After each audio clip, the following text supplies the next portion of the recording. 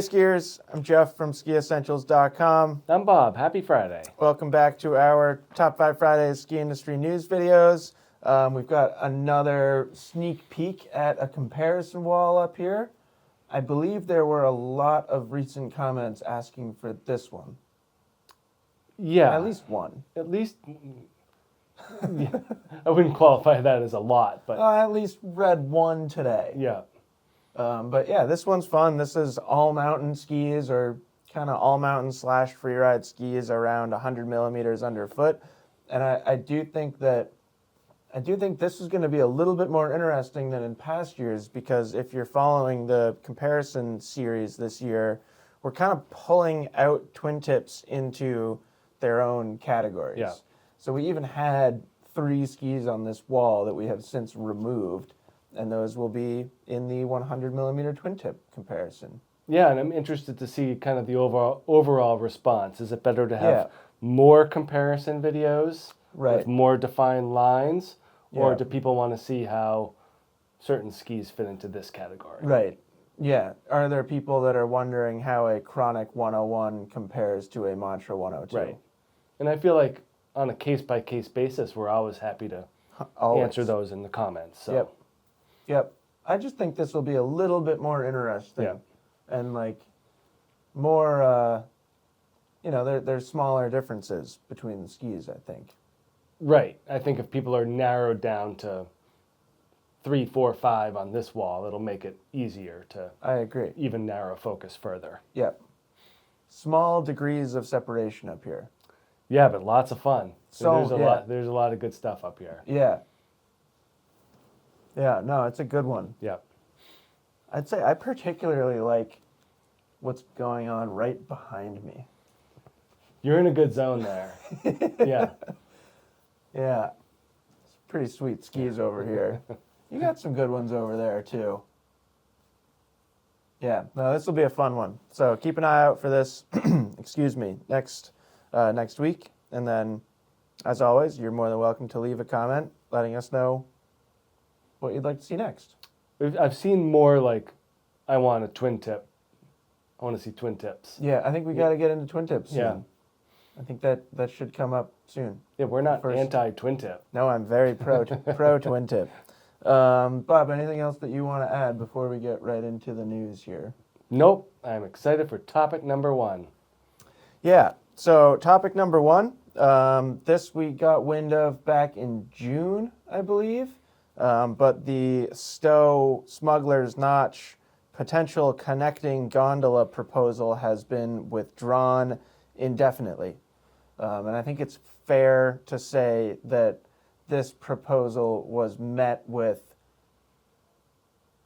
extreme resistance. Universal disdain. Like, there was definitely very few pro Stowe Smuggs gondola arguments that I heard. Yeah, I mean, I don't know that I could even say that I was full on pro, but Yeah. I was at least interested in the concept. Yeah. And willing to learn more about it. And ultimately, I think like something like that could be cool and could improve the overall skiing experience. But yeah, I was certainly among a minority of people that were even willing to hear more. Right. I think we talked about this too. Like, the funniest part was that from when this story kind of broke that it was going away, like 2 different news outlets that I watched this morning on TV crazy. had this news, and like 3 other, internet sources over the past day. Yeah. And it's like news about things that aren't happening. Yeah. Which I found to be a really weird thing. I agree. Yeah. And I don't know what to make of it. I think just like, I don't know, people get hung up on certain topics. Yeah. I feel like that happens more in 2023 than in previous years. I don't know why. It's just societal shift in general. Yeah. And people get kind of hung up on concepts. Yeah. But it's like news about not news. Yeah. Which I thought was really strange. And apparently major news. Yeah. Because if it's big enough that all these actual news Right. outlets are picking it up rather than just us. Yeah.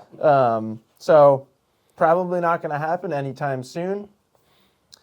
Bob, it is impossible for me to sit here and not think that the connection of those two resorts is eventually inevitable. Right. And yeah, as we were saying before, this seemed to have been a last grasp by, sorry, what's his name? Bill Stritzler I don't know, from Smuggs? you were way more confident about it than me. I believe it's him, but like seemed to be a last grasp on his part to Hard to not get view these it that things way. connected, boost that business. Right. You know, like, you know, at the end of the day, he's a businessman. He owns Yep. a pretty big resort, Yep. you know, and so I don't know. What's the next move? Is he gonna sell? Yeah. I mean, I read a comment on Facebook that there weren't positive reactions to this comment. Let's just say that. Yeah. But it I don't know. It's hard for me to not just like following logic think that comment was probably pretty accurate. And basically what it was saying is, oh, well, okay, Vail's just going to buy it. Right. Like eventually he's going to sell. Right. And odds are Vail is going to be interested in buying it. Yeah. And it's hard for me to think that if Vail owned both sides of the mountain, it wouldn't be easier for them to accomplish something like this. I don't know that it's going to be a physical connecting gondola that runs over the pond up there, but it just feels inevitable that something will happen eventually. I think it's going to be the underground train I running from under the Spruce Base Lodge right to the new hotel at the base of Smuggs, just like in the Denver airport. I don't think you're wrong. I mean, it'd be a big tunnel effort, but still. Yeah, but like crazier things have happened. Totally. Or just put Route 108 through a tunnel and then have like, Yeah.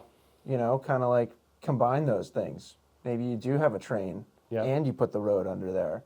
And then all of a sudden, like, how many other benefits are there? All of a sudden, there's a new shipping route in northern Vermont. Yep. Because if people are unaware, big tractor-trailer trucks cannot go through the notch.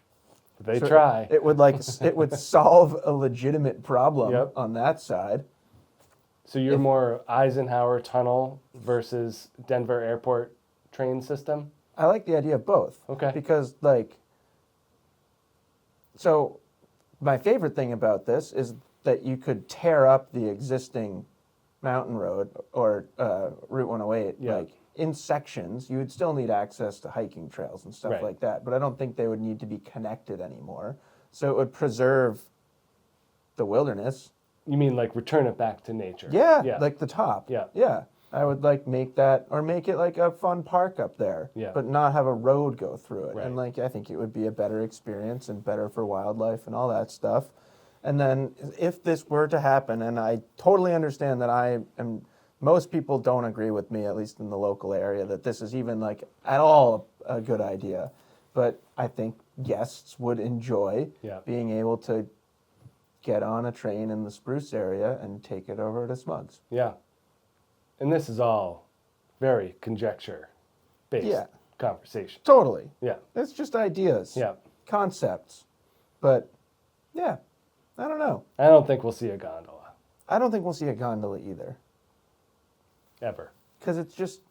It's a weird spot. It's a weird spot. It's a weird spot, and, like, visually, I think there's always going to be resistance to that. And, like, that's the side that I can really get behind. Right. Is, like, I don't really want to, like, go hike Mansfield on a beautiful day and look across the notch and just look at a gondola. Well, they said it was going to be very minimal looking. And yeah, I'm sure you'd still be able to see it, though. There'd be an impact. Yeah, for sure. So, anyways, pretty interesting. Interesting non-news story. Yeah, big topic around here. And it'll just be, you know, I feel like it's one of those things that it might not happen in our lifetime. But feels like it'll probably happen eventually. Yeah. They're just too close. They're too close. The top of that Madonna lift is like right there. Yeah. It would be a sweet ski day. Be pretty cool. Yeah. All right, so second topic of the week. I feel like the rest of the news is pretty quick. We'll probably fly right through it.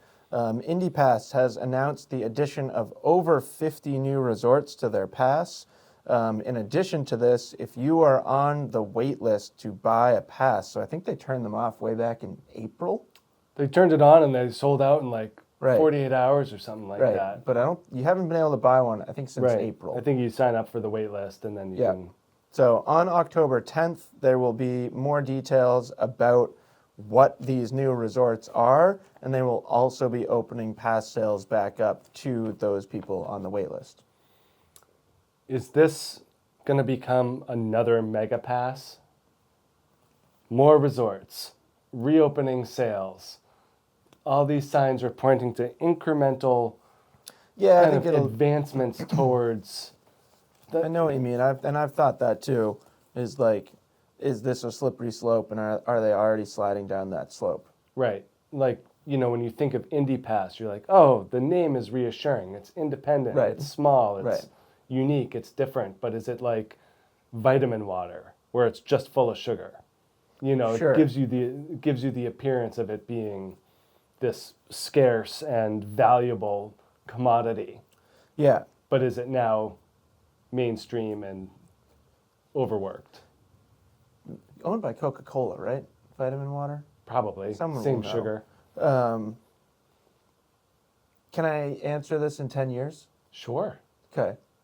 I'm concerned. I'm nervous about the kind of the core concept of I think of this pass. that's a fair, legitimate concern. Like 50 more resorts, 3 continents. Like, Yep. No, it's kind of, yeah. is it just like is it the shadow of a mega pass? Yeah, we'll see. Yeah. But it's a cool concept. I time mean, will it's tell. a really interesting concept. I just wonder if they're It's a really interesting outpacing concept, themselves. and it's something that like my family growing up would have utilized. Right. Because we were the type of family that, I guess I was the exception. Because when I got a little older, I did frequent certain places more than others. But as a family, we like to go all over the place. Right. We would like go ski Shawnee Peak. We would go ski Saddleback. We would go ski Wildcat. We would go ski Cannon. We would go ski Sugarloaf. And like something like this for that style family would have been incredible. totally. Just make it so easy. Yep. So I certainly I think it's really cool. And yeah, time will tell. Yep. Kind of similar, not really. It's like another glimpse into the future. Similar glimpse into the future, yeah. So third topic of the week, Windham Mountain in New York has announced their new semi-private business model. So it will now be known as the Windham Mountain Club. We still don't know the overall cost of membership, but I would expect it's not going to be cheap because it comes with a lot of kind of typical exclusive member benefits, member restaurants, concierge and valet, private lockers, private golf course, all that kind of stuff. It has been met with a little bit of backlash from locals, and I'm sure a lot of that is stemming from access. Yeah. It's going to be more expensive to access the mountain. And the other part of it is that the style of their marketing has been not not very sensitive to locals or people that have been skiing there for a long time, because it's largely following the theme of replacing an old-timey, outdated vibe with this new, shiny, fancy resort. It's like the movie Out Cold. Right. Took me a minute there, but yeah, I got you. Google Maps already has it as Windham Mountain Club. Mountain Club. Yeah, I think it's official. Like it's on. It's Yeah. It's on. It's Windham It's Mountain there. Club. Yeah, which Yeah. I was surprised. They're pretty easy. But again, If you got a good handle on your Google account, you can Yeah. just ding, we're this now. It's another example of like a slow march towards Yeah, certain things within the ski industry that are different than what we knew them as growing up and what our Yep. predecessors have as well. Yeah. So before we started filming, when we were sitting in our office still, I asked you the question, in 10 years, our ski area is going to look more like golf courses. Yeah. In the sense that you'll have public golf courses, and then you'll have really fancy private, or you'll have public ski areas, and then you'll have these fancy, exclusive private ski areas more common. Right. I mean, think like, the answer is yes. Sure, and like you can count on multiple hands now the amount of private ski areas around. Yep. And I don't feel like that was the case 10 years ago. I could be wrong, but it seems like anything new that's popping up is kind of adopting this scheme. Yeah, and it kind of feels like there's just increased demand for it too. If you have people to pay the money for it, like Right. why would you even bother running a regular ski resort? Right. Like, it just seems like a headache. Yeah. No, totally. That's why I think we're going to see more and more of them. Yeah. And who knows? It might not be a bad thing. I don't know. Yeah, I have no idea. Maybe it'll help like skier traffic. Yeah. Maybe an increase in private ski areas isn't going to equate to a reduction of public ski areas. Yeah. That would be the perfect scenario. Right. Yeah, I don't know. I can understand the locals' trepidation for sure. That Totally. It have feels like a had- slap in the face. So Oh, I mean, can you imagine like your home ski area being like, oh, sorry, Yeah. you're done here unless Yeah. you pay me $50,000. Yeah. And also like, what you've been doing for the past 15 years is pretty terrible. Right. Look at this that we're going to offer Right. you now. And be like, well, I had fun. Yeah. Like, what do you mean? I don't need ski valet. I can carry my skis. I don't want ski valet. Right. I don't want you to carry my skis. Yeah. Get away from my skis. I don't eat there. I don't eat at the restaurant. There's just a lot of different things for a lot I'll of take the people. private golf course though. I mean, they have bike park there and everything. Like, Yeah, it's like whole thing. Yeah. Anyways, Good luck to the Windham. last topic of the week is Trollhaugen's snow farming efforts were highly successful and potentially are kind of a small scale example of what could become more and more common in the ski industry. So at the end of last season, they piled up a bunch of snow that was 100 feet long by 20 feet high. When they revisited the pile this fall, it was 50 feet long by 12 feet high.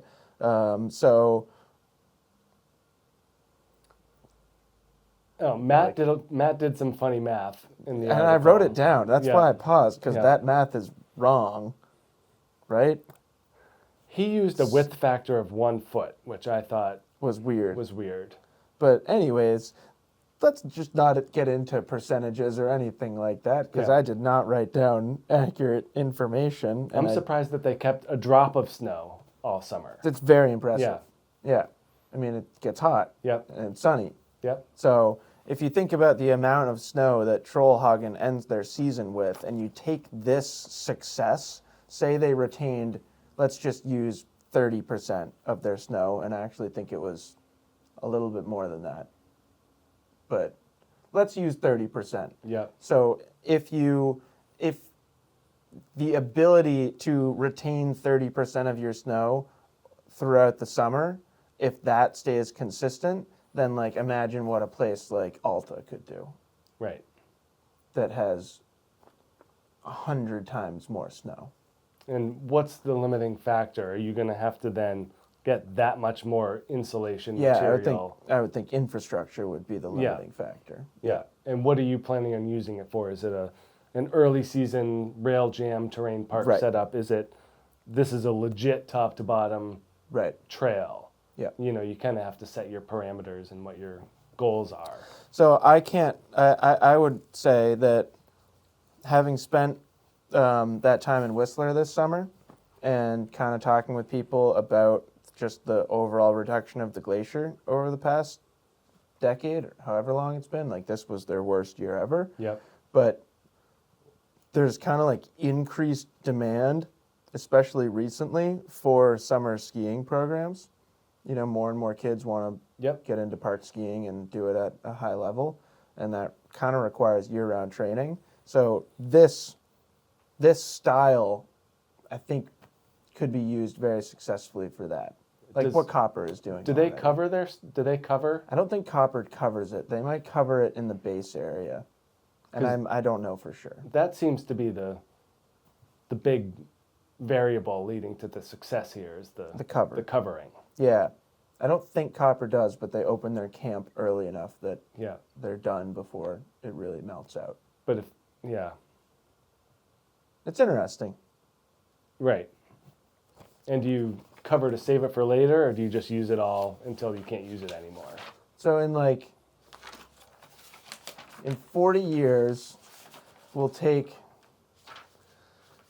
in the summer, we'll take our Indy Pass and get on the train in Stowe and go over to Smuggs, which will be a semi-private resort, and we'll do some summer skiing on their farmed snow. It's a very futuristic top 5 Fridays. Yeah, I just added all of the topics together. Yep. I don't have anything else to say about snow farming, do you? I think we wrap things up nicely there. Yeah, no, that's a great full circle. And lastly, we've got our edits of the week. So pretty good week for edits, I would say. First, we have Sammy Carlson's Vision, short film about, I think, 15 minutes long. Really, really good. Sammy Carlson's awesome. I kind of like that you don't really see or hear much from him throughout the season, and then he always has something very impressive to share. And then we have Activity from Phil Casabon. This has really been bouncing around at least my kind of network of skiers. Just really refreshing. Kind of a lot of small features and nothing no 2160s. Right. Kind of the opposite of that. Little 540s and stuff like that, and just a lot of feel-good style skiing. And then we have the trailer for Magma 3, which has quickly become one of my favorite now video series. Alex Hall and friends are just pushing the limits. Yeah, I like the Magma stuff. Yeah, it's got a fun vibe. Yep. They don't take themselves too seriously, but they also take themselves very seriously, if that makes sense at all. And yeah, that's it. It's been really hot in Vermont the past few days, and I think in 3 nights we're gonna hit 30s. Sounds about right. So we're getting real close. Yep. Making snow out in Colorado. I think they've had some natural snow too. Yeah, there have been pictures of Yeah. dustings and mild accumulations out there, which is cool to see. I feel like every year I see pictures of people wearing jackets on Main Street in Breckenridge, and I'm like, yeah, Yeah, it's freezing. cold. The Rockies. Of course it's cold there. So anyways, we'll be skiing before we know it, but hope everyone's still enjoying some fall activities. Hope everyone has a fantastic weekend, and we will talk to you next week. Bye.